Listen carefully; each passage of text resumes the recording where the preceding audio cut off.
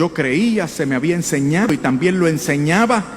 Esta iglesia católica era una iglesia apóstata, porque esta iglesia católica, decía yo, se refería más que nada a la tradición de los hombres y no a la tradición de Dios. Para comenzar, la tradición está prohibida en la Biblia, decía Mateo capítulo 15, denunciaba las tradiciones de los hombres.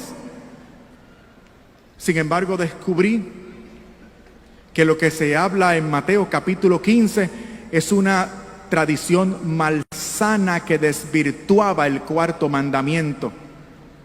No obstante, el apóstol en 2 de Tesalonicenses capítulo 2 versículo 15 y 1 de Tesalonicenses capítulo 2 versículo 13 alaba la tradición y dice: doy gracias a Dios y les alabo porque ustedes han permanecido fiel en la tradición que han recibido de nosotros, por carta u oralmente. La santa tradición.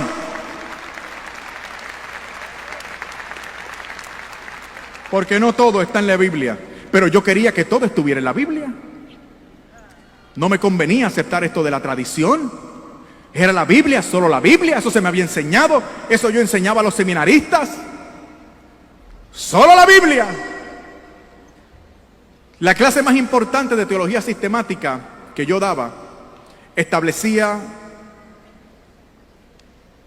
un parámetro para la teología protestante, y el parámetro era la Escritura, la Biblia, y solo la Biblia es norma de doctrina,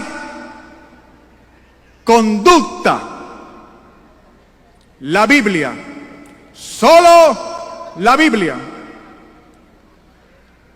Pero comencé a buscar en la Biblia dónde estaba eso, y esas palabras no las encontré. Así que fui a donde mi primer profesor de teología, el doctor Ricardo González, y le dije: doctor, ¿podría usted ayudarme? Es que yo he incluido en mi clase de teología lo que usted me enseñó en su clase de teología. ¿Recuerda usted el presupuesto protestante que usted nos enseñó, que decía que la Biblia era la única norma de fe, doctrina y conducta? Hombre, sí, Fernando, lo recuerdo claramente. ¿Podría usted decirme dónde está eso en la Biblia? Y él me respondió: Fernando, yo nunca dije que eso estuviera en la Biblia. Pero ¿cómo va a ser?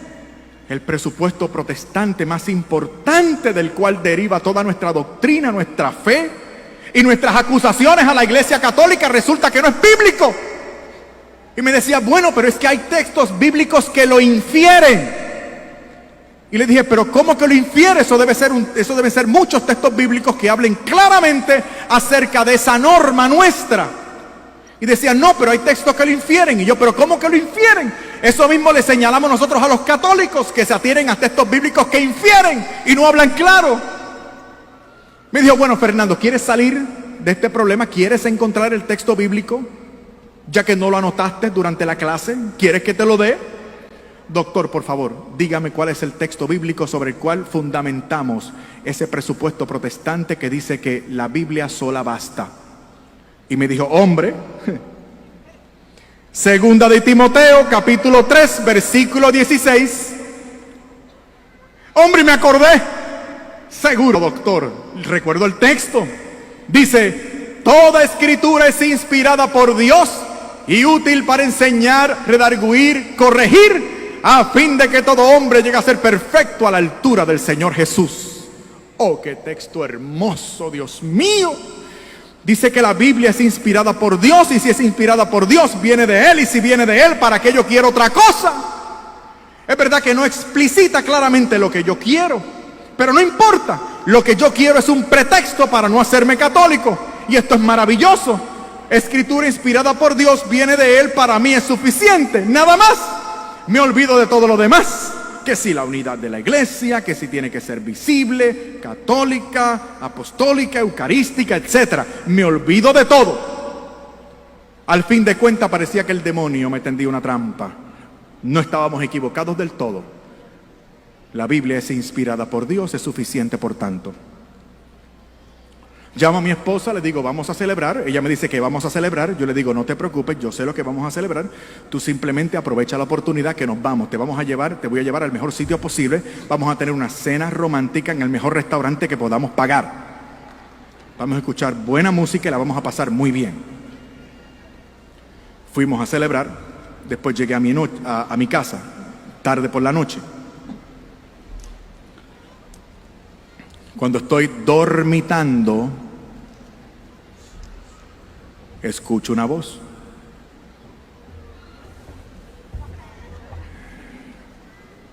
Yo no sé si alguno de ustedes ha tenido la oportunidad de escuchar la voz del Señor audiblemente.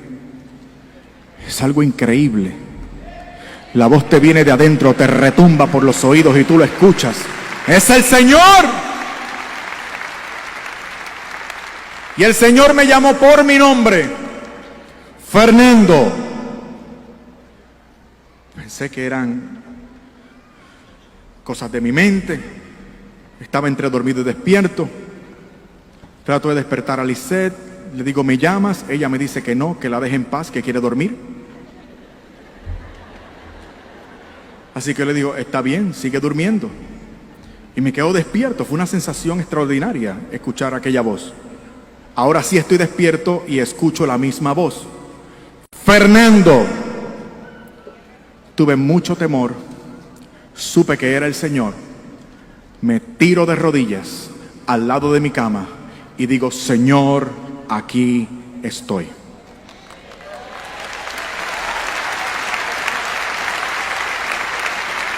El Señor me llama la atención y me dice,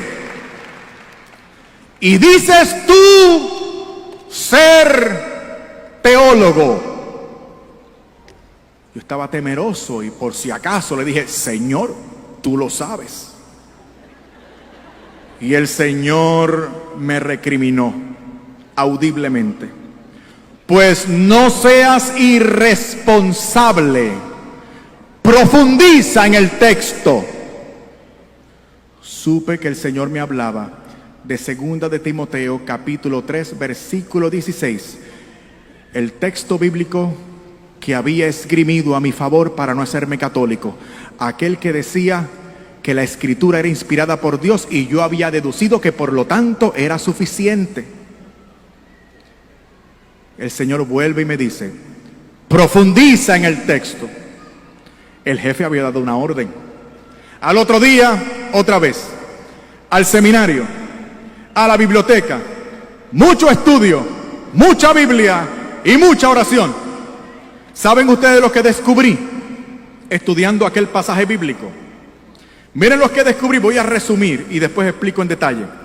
Descubrí a partir de ese día que no es posible encontrar en la Biblia una oración o una palabra, una coma, un punto que justamente interpretados contradigan la excelencia y la doctrina de esta Santa Iglesia Católica. Descubrí que esta es la iglesia de la Biblia y que no hay en la Biblia nada que contradiga la excelencia y la doctrina de esta Santa Iglesia Católica.